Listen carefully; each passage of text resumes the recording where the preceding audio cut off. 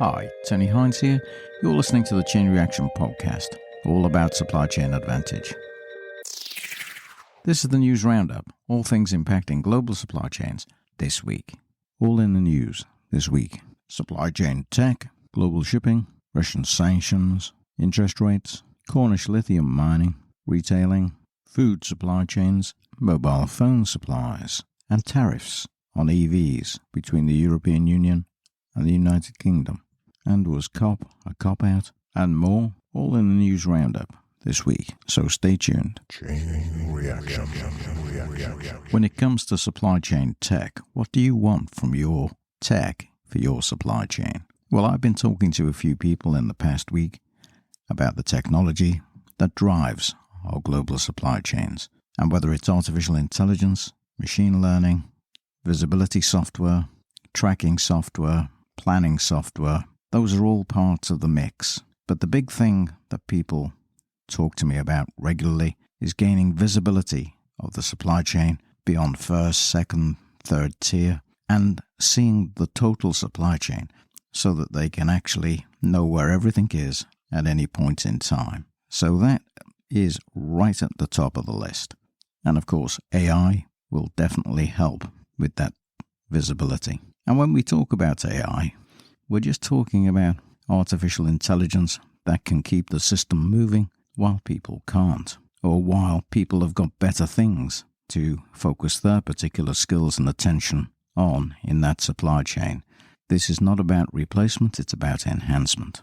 So as we approach 2024, one of the things you should definitely be thinking about is digital transformation. If you've not yet made the move, then you certainly need to be doing your homework and your research into how you can improve your supply chain with the technology that's available.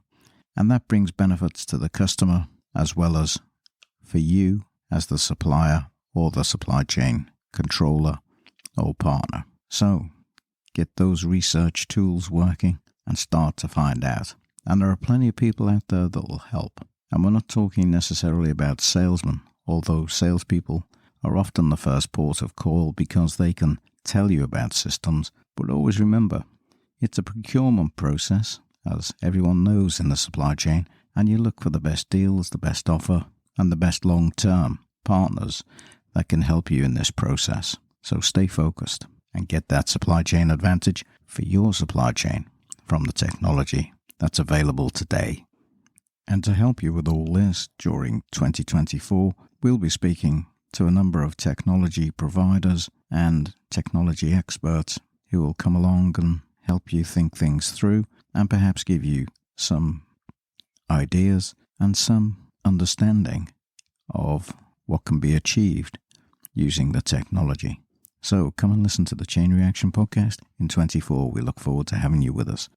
Now, when I talk about visibility, of course, as being one of the key things that technology can assist with, it's very important to understand just how important visibility actually is to manage your supply chain risk and to prevent that next disruption that's coming your way. And why do I say prevent the disruption coming your way? Well, there's always disruption, but if we can flag it up early, if we can see it coming, we can take steps immediately to mitigate the risk. And the technology is there to help with that, and technology is essential. Chain reaction. Now let's find out what's been going on this week.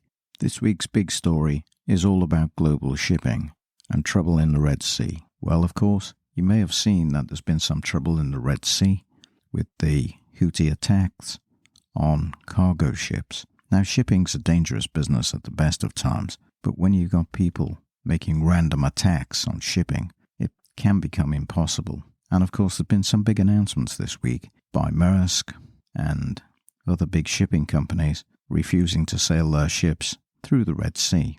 And who can blame them? MSC announced it's no longer transiting through the Suez Canal. And this was a report that I read from Lorianne LaRocco at CNBC. So vessels are being rerouted around the Cape of Good Hope. And it's tragic, really. It's very foolish to attack cargo ships that bring you resources. So I would urge people to think about what they're doing when they make attacks on shipping. And it's the same with piracy. All those attacks on ships need to stop. These people are doing work, and it's a difficult enough job without people thinking it's okay to attack ships. This, of course, will simply drive up costs. It will mean many more miles have to be covered by those ships. It will pump out more CO2 emissions, it will cost more, and it will drive up inflation. So these bad actors need to be stopped. And of course, because the risks are greater, insurance costs will go up. So when we talk in shipping about cost, insurance and freight, costs will go up, insurance will go up, and of course, the freight charges to cover the extra miles will go up. The world has come to be a far more dangerous place in the past year than I can recall for many, many years.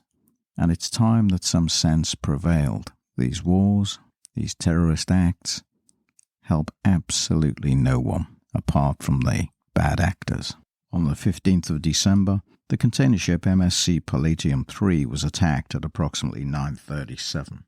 It was transiting the Red Sea under charter or subcharter to the Messina line. The crew are safe with no reported injuries, but the vessel suffered some fire damage and it's been removed from service. MSC has said that its ships will no longer use the Suez Canal eastbound and westbound, and services have been rerouted to go round the Cape of Good Hope. Now that's a lot of miles extra, as we know from the ship that got stuck in Suez a couple of years back, the Ever Given, which caused a lot of damage to cargo delivery times and disrupted services for months. So everybody's busy right now rescheduling vessels that were due to go through Suez to take different routes, which are considered safer, but they're slower, longer, will consume more fuel, and of course the Middle East Suez Canal will lose a lot of business through this process. So it's time that some stability was reintroduced in that part of the world. What may seem like short-term gain on the part of the rebels who make these attacks will in the not-too-distant future damage them, along with everybody else, quite badly. And that's the irony. Both Maersk and Hapag-Lloyd ships have been attacked. Navy Bulgar bulk carrier was boarded. It's been a very bad 24 hours for vessels moving through the Red Sea. 2 container box ships have been attacked and 1 bulk carrier has been boarded. And the situation in the southern Red Sea is hostile. It's chaotic. This type of disruption hasn't been seen since the Somalia piracy incidents more than a decade ago. It's likely that the US will announce a multi-task force to protect merchant shipping in the area. Hapag-Lloyd container ship Al Jasra was struck by an aerial projectile in the Bab al-Mandab Strait. It hit the port side of the 14,500 TEU vessel, and 1 container went overboard, and there was a fire on the deck. And Hapag-Lloyd confirmed an attack on the splash, adding that no crew members were injured. Previously, the 11,500 TEU MSC Alanya had to carry out evasive maneuvers as it came close to Yemeni waters, and the Maersk Gibraltar suffered a close shave in the last 24 hours with a missile strike, just missing the 10,000 TEU ship near Yemen. There's been a lot of attacks in the past month by Houthis, and unfortunately, the only way global shipping can respond is to reroute the ships. Elsewhere, of course, Somali pirates have abducted a number of smaller ships in recent weeks with a view to kidnapping some larger ships, holding crews to ransom. Now, these are very bad developments, and we already know how dangerous it is to sail the oceans of the world, but to attack ships and people and cargoes, it's just a step too far. It will make lots of businesses, of course, rethink their trading patterns. And if we're talking about building resilient supply chains, maybe the nature of those trading patterns will change on a permanent basis. And that will be loss of income for many of the states that surround the Red Sea.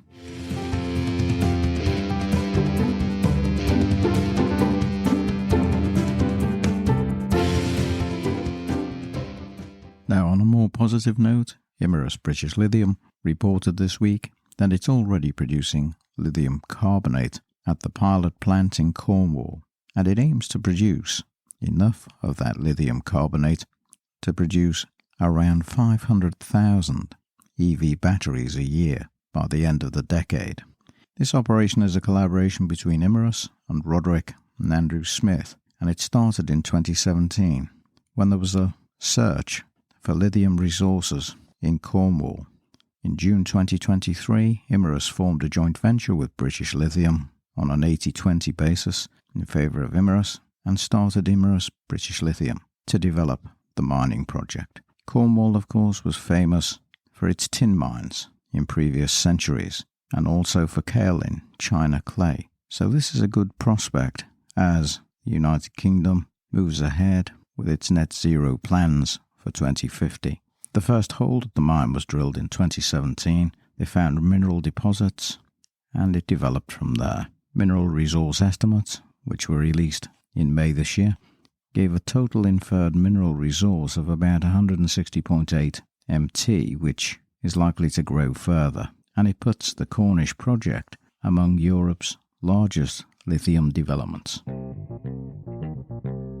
Now, there are sometimes scare stories, aren't there, in the food supply chains around the globe, but this week I came across a World Economic Forum report talking about the problem with fast foods reducing the anti-immune system for humans, because fast foods lack ingredients such as fibre. 4% of the world's population are affected by autoimmune disease, and in combination with lifestyle and genetic factors, this can increase when there are higher impacts from fast food intake. So the more fast food you eat, the more likely you might be to suffer from an autoimmune disease. This happens when the body actually turns on itself, so it will attack healthy tissues and organs in the body. Lupus, rheumatoid arthritis, and sepsis are all the types of things that can happen when the autoimmune system fails. But fast food, of course, is increasingly popular. It's low cost, and it's seen as desirable. There's a lot of marketing money behind fast food projects that drive those fast food supply chains. Now, of course, we're not saying that fast food is necessarily a problem that can't be resolved. You can still have fast food, but you just need to make the ingredients in the mix different. Cases of autoimmune disease began to rise about 40 years ago, and now they're on the rise in the Middle East and Asia. And it's because fast food diets are far more popular today. Women, in fact, are likely to suffer from autoimmune disease 3 times more than men. And it can seriously damage the quality of your life, of course, and can cause death. For my fast food, I'll stick to the apple tree. I'll just take the apples straight off the supply chain that's in my garden. Earlier in December, the European Commission was looking to pass a 3-year delay to a 10% tariff on sales of EVs between the EU and the UK. And this is to boost car production across Europe. The duties were supposed to be introduced on the 1st of January 2024, but all of the major car makers in the UK and Europe, including BMW, Stellantis, Volkswagen, have been lobbying hard for a temporary reprieve. Stellantis, which is responsible for 14 brands, which include Vauxhalls and Jeep, said it might have closed operations in Britain, with the loss of thousands of jobs if that tariff came into force, which shows how fragile the market has become since Britain left the European Union. So it's another Brexit problem. There are many of these Brexit problems, and they still remain. They haven't gone away. They've been hidden by COVID and, obviously, the war in Ukraine and other matters that take the headlines away from all the disruption that's been caused by the friction added to supply chains through not negotiating Brexit properly. It's being made clear by the European Commission that they will do this only once, and if the industry fails to scale up by 2027, then that's going to be just too bad. European car makers had said that the failure to lift the tariff would add about 4.3 billion euros, that's about 3.7 billion pounds, and that would be passed on to consumers or absorbed by industry. Well, it's all very well saying this, but I mean, the problem at the moment is with the cost of living crisis and all these energy tariffs that are on the rise and the disposable income going down for many families, it's unlikely that EVs are going to be the first thing on their mind. Energy costs are another issue. In the United Kingdom, the price cap for energy is going up, and on January the 1st, household electricity and gas bills, the energy for homes, and of course, industry energy costs are still rising. This all puts pressure on the whole economy, and really it's the energy production and pricing and the market for energy that really needs some serious input from policymakers working collaboratively with those involved in the industry to work out a better way to ensure that there's more stability in the market, because at the moment that market doesn't work. Millions of UK consumers could receive payouts after a legal claim against mobile phone companies was launched. Justin Gutman, a former executive at Citizens Advice, alleges Vodafone, EE, 3 and O2 overcharged customers for phones beyond the end of their contract, and is seeking damages of more than $3 billion on behalf of 4.8 million people. The phone companies are unhappy about this, of course. EE said it's speculative, O2 said it hadn't been contacted, 3 declined to comment, and Vodafone said it didn't have sufficient detail for its legal team to make an assessment. It's being referred to as a loyalty penalty claim, and it's being filed with the Competition Appeal Tribunal. 28.2 million UK mobile phone contracts could be problematic since 2007, and it's said that if the claim is successful, some people may get as much back as £1,800 from the operator. So I'll explain this a little more. There is a history to this, of course. Back in September 2018, Citizens Advice submitted a super complaint to the Competition and Markets Authority, raising concerns that long-standing customers were paying more than new customers for mobile contracts, for phones, broadband, as well as cash savings, home insurance and mortgages. The CMA investigated and found the loyalty penalty was a significant problem. In 2020, new Ofcom rules were brought in that required firms to let mobile and broadband customers know when contracts were ending, and that better deals were available if they were. And just last year, the watchdog said, since the new rules were introduced, the number of out-of-contract broadband customers had fallen by more than 1 million. The work that Ofcom and the CMA have done does not address the issue of the harm done to consumers in the past, and that's what Mr. Gutman and his particular claim is addressing. The deals involve amortizing the cost of the handset along with airtime into the price of that phone.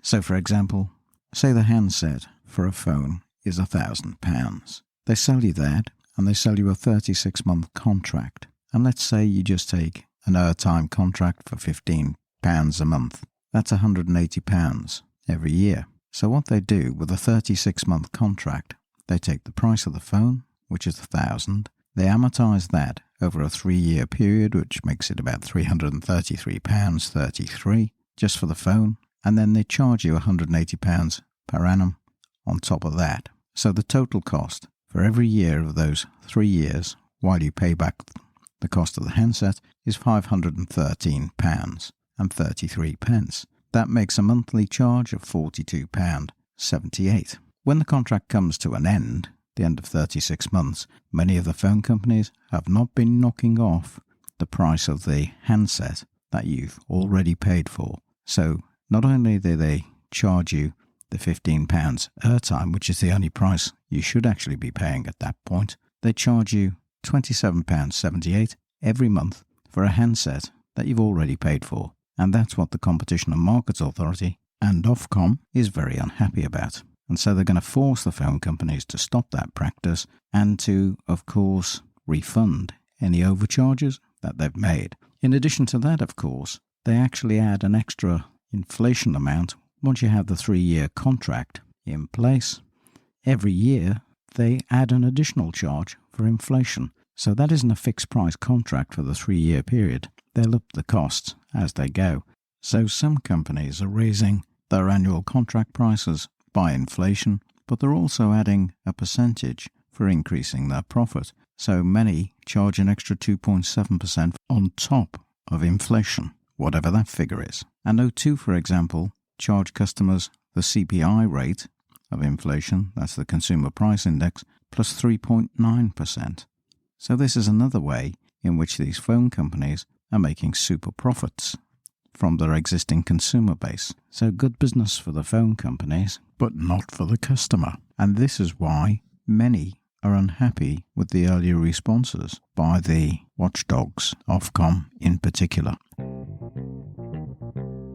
The Bank of England left interest rates at 5.25% this week, and it's likely to remain fairly flat on interest rates for the next few months. They certainly won't go down, and there was even talk of they might go back up again, but I think they'll stay flat in the first quarter. But inflation goes on. Chain reaction. I read a brief news piece this week that tobacco giants have links with vaping groups who are running online campaigns attacking the World Health Organization. So it's a lobbying group to try and keep hundreds of thousands of pounds marketing those products and encouraging Facebook users to lobby their MPs in the UK against vaping restrictions.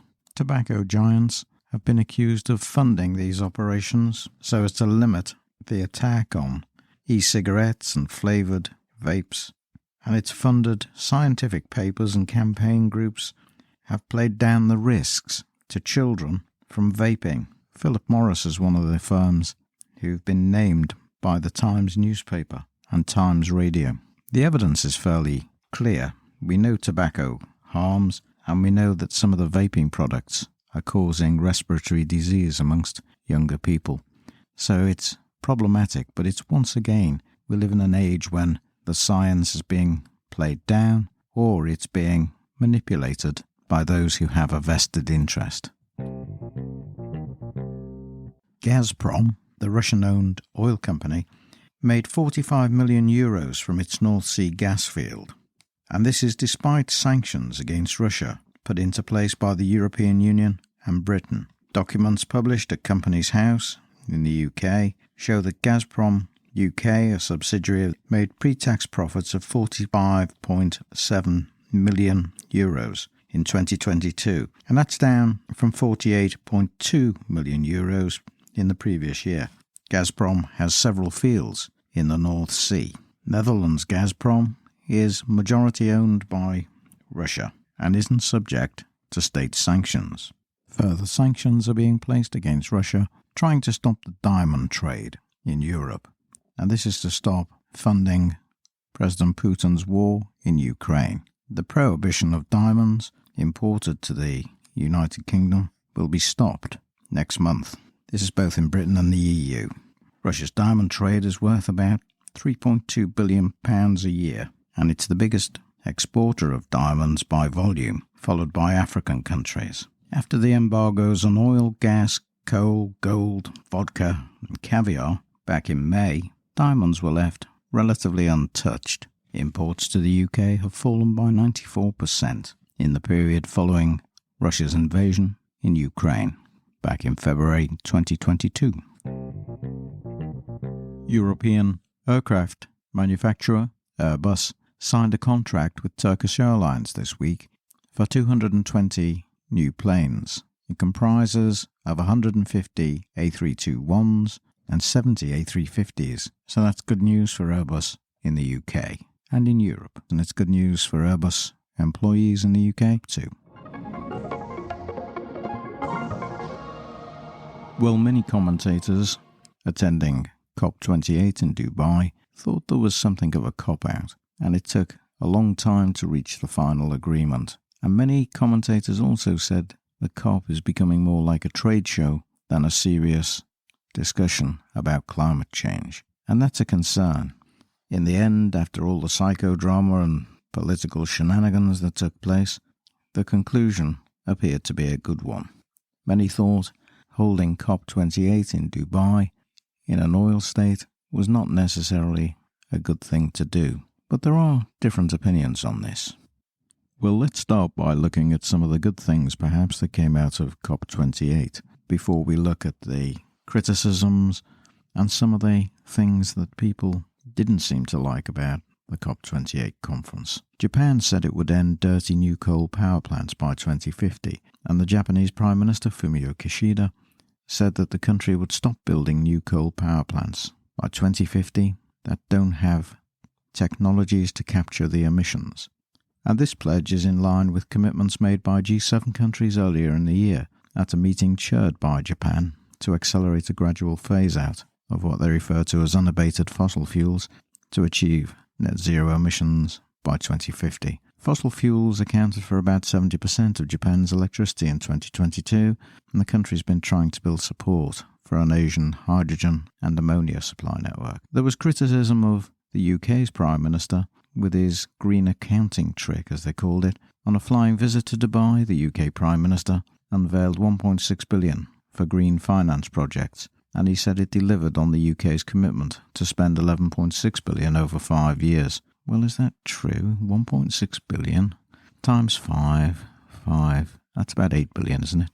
There must be some other money lurking underneath that somewhere, if that statement is true. The commitments included 500 million to protect forests, 60 million for the Loss and Damage Fund for vulnerable countries, and 316 million for renewable energy projects. But it attracted some furious criticism from climate campaigners. ActionAid said it's an accounting trick. Others went on to say it's the Prime Minister misread the room, and the head of the UN is imploring countries to urgently phase out fossil fuel. So it avoids the big question. Ed Miliband criticised Rishi Sunak's complacency and said he was weakening the standing of the UK's approach to climate change around the globe. German Chancellor Olaf Scholz launched the Climate Club, an initiative that was conceived at UN COP27 to tackle emissions from industry, with 36 countries signed up as members. And they include all sorts of economies that are reliant on fossil fuel,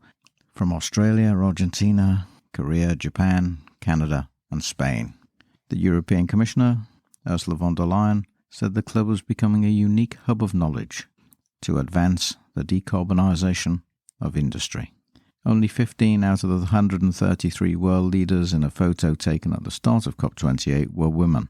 That's an interesting photograph, I think. 15 out of 133. The European Commissioner, Ursula von der Leyen, Italian Prime Minister, Giorgia Meloni, Estonian Prime Minister, Kaja Kallas, Danish Prime Minister, Mette Frederiksen, and Kristalina Georgieva, the head of IMF, are among those women attending COP28. There was also the debate amongst banks in the private sector of how best to represent their role, and I reported some of the steps that they were taking in the previous episode of the news round. They seem to be weakening and stepping back from their role because they want to fund fossil fuel projects. And so those were some of the big headlines to fall out of COP28. The resolve to move away from fossil fuel seemed to be wobbling during the conference. And that's probably no surprise when you hold a conference in an oil state with lots of people attending from the fossil fuel sector who have vested interests to keep fossil fuels in business, certainly in the medium term. Of course, they will be compelled to move away from fossil fuel over time, and there's no doubt that they'll have to engage more willingly to innovate and create a future which allows the world to be sustainable for everybody. And much of the criticism was around the language, the cooling down towards the stronger language to eradicate fossil fuel, and the word of transition inserted. And what they mean by transition is to keep the mix for a longer period. Now, many people have also criticised COP28 for being too large. Over 100,000 people attend this conference. Many of them fly in on fossil fuel jet airliners, and some of them take double trips as they have to rush home for their own parliamentary votes, as in the UK's case. And that doesn't look good. What does that say about commitment to clean energy and to decarbonisation? And then there's the situation with the resolve if you have perhaps the wrong people in the room. And many think that the wrong people are in some of those rooms, and there are some important voices missing from the discussions. And so it needs to be a more inclusive programme of serious discussion with world leaders and scientists rather than oil barons and fossil fuel CEOs, according to a number of reports I read. The president of COP28 said that his oil company will continue with its investment in oil and gas production despite coordinating a global deal to transition away from fossil fuel.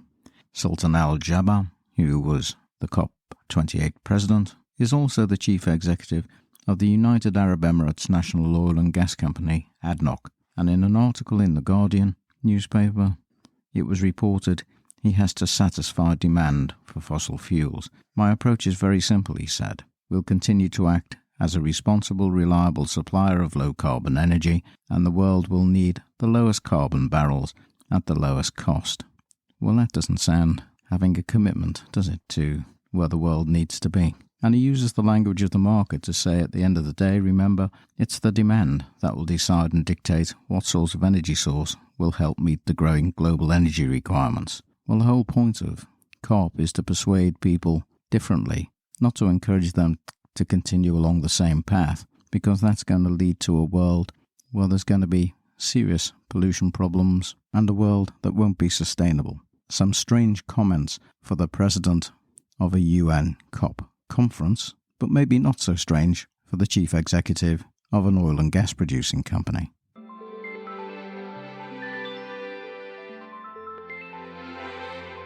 Well, that's it for this week. We're going to take a break now for Christmas, but just before I go, I want to wish you and yours seasonal greetings from all of us here at the Chain Reaction Podcast. We'll be back after Christmas and into the new year with some exciting episodes coming your way. In the meantime, of course, don't be left out, because you can always catch up on the more than 200 episodes of the Chain Reaction Podcast, just to keep you going while I'm away. I'm Tony Hines, I'm signing off, and I'll see you in the new year. Bye for now.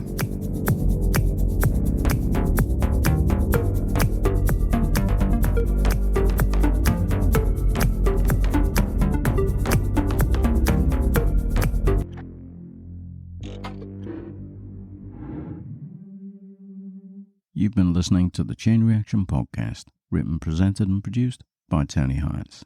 Hi, I'm Tony Hines. I'm here to tell you about the Chain Reaction Podcast, all about supply chain advantage. I've been researching and writing about supply chains for over 25 years. I wrote my first book on supply chain strategies in the early 2000s. Each week we have special episodes on particular topics relating to supply chains, and we have a weekly news roundup every Saturday at 12 noon, all things impacting global supply chains in that week. So come and join us on the Chain Reaction Podcast. I look forward to seeing you there. I'm Tony Hines. I'm signing off. Bye for now.